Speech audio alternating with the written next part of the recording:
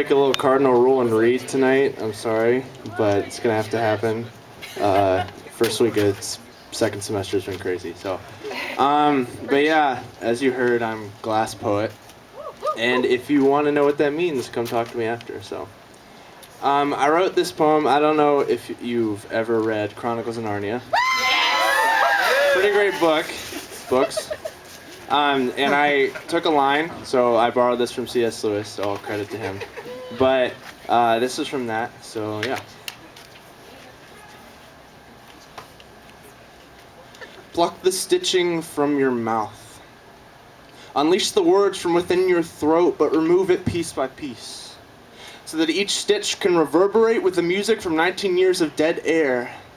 The fifth one releases the facade of contentment. Watch it sing out with the frustrated and perplexed girth, and it was birthed from an acceptance of the mundane. Quieted before true passion could ever be realized, the fourth was stapled in between the last and second to last opinion that you ever voiced alongside the courage to make yourself known. Underneath the collected bitterness spread out over a period of 3.5 minutes, the third came from a strengthened journey across terrain containing hidden arguments, derogatory comments, and pain. The second was that second failed attempt at being heard. It wasn't truly discouraging, but it seemed absurd that everything you began to say was blurred lines drawn in the sand, and you were always the troublemaker. And the first was your parents. You didn't know how to handle this, so you acted out at school and got schooled pretty quickly on the art of shut it before I knock your teeth in. So you went to class every day and became a third-degree black belt, knew how to avoid large groups like dodging dodgeballs, and you were the last one in, the lone survivor, and the other team already quit.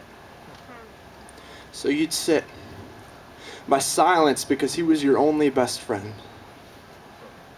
Someone who never left. Never moved lunch tables, never embarrassed you in front of his clique, never ditched you for some girl, he stayed.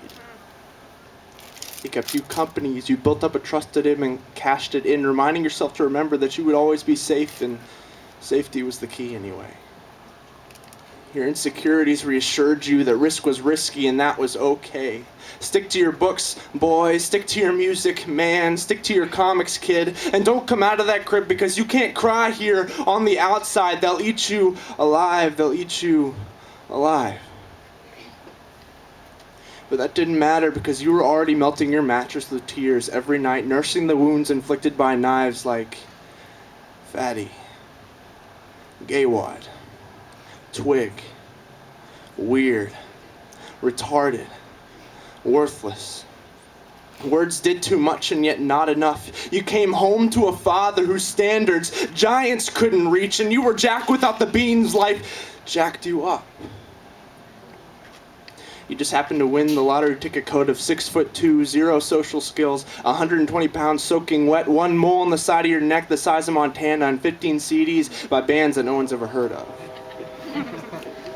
A strange combination of abstract and trying to fit in, wrapped in a picnic blanket covered in caring and angry thoughts, tied off with not good enoughs and a fake smile. So you spent the next 4 years in the shadows, expecting darkness at every turn, and the next left produced the same result. No more rights and all wrongs, and you thronged together all the loneliness that you could muster to help you hold that gun to your head.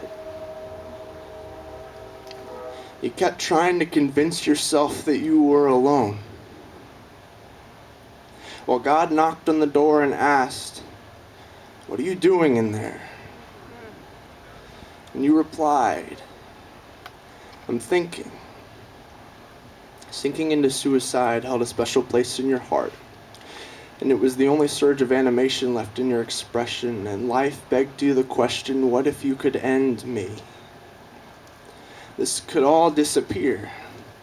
Abuse could be a thing of the past. Silence could last forever. Hatred could boil over. Pain could slip from your firmly gripped fist, and you almost let go. You branded yourself the man on the ledge who was scared of heights, a walking contradiction, for the rest of your life. But you shut the door. You turned around and hugged him. You gave up on the idea of, I just want someone to miss me. You came home. You got out of your car. You walked through the side door. You dropped your suitcase on the floor. You tore the staples from your lips and you laughed. You laughed like the world had never heard the sound of joy before. You giggled like a schoolgirl who was just told that she was allowed to have a slumber party on a Tuesday. You roared from the pit of your being so loud that the tree that no one heard fall got back up. You cracked up like a glass bottle falling from the Empire State Building. And it was exaltation that widened with your smile. That happiness that makes a person just look stupid, goofy beyond degree, and you were 120 degrees blacked out, fever-ridden but you didn't care, bliss tattooed all on your appearance without a doubt, and you were tatted up like a biker gang, all smiley faces and butterflies about, the most colorful bearded man that had ever been spotted in the wild.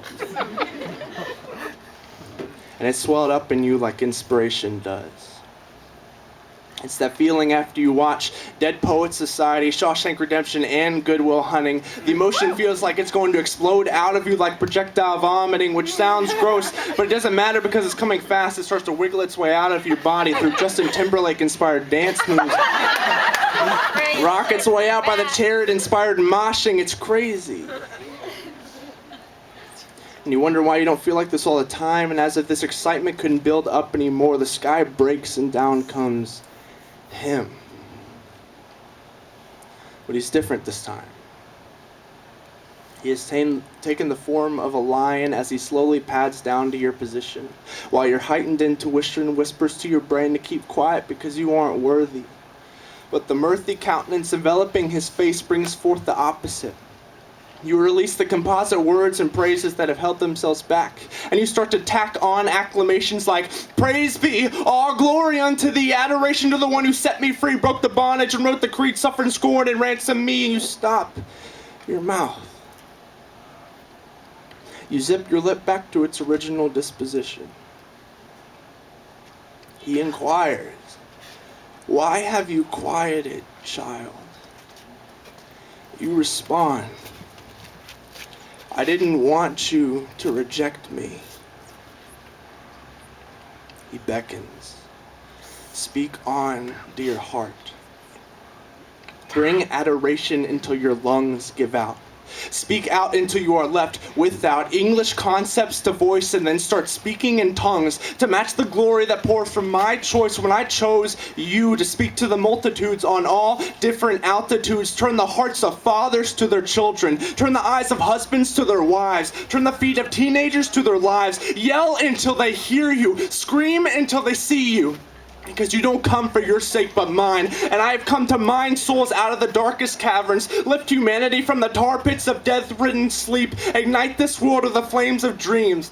And these dreams that I hold are the ones I put in you, dear soul. So hold captive the thoughts of your creativity. Guard the unique hope that is kept inside your heart box, and don't let go." Thank you.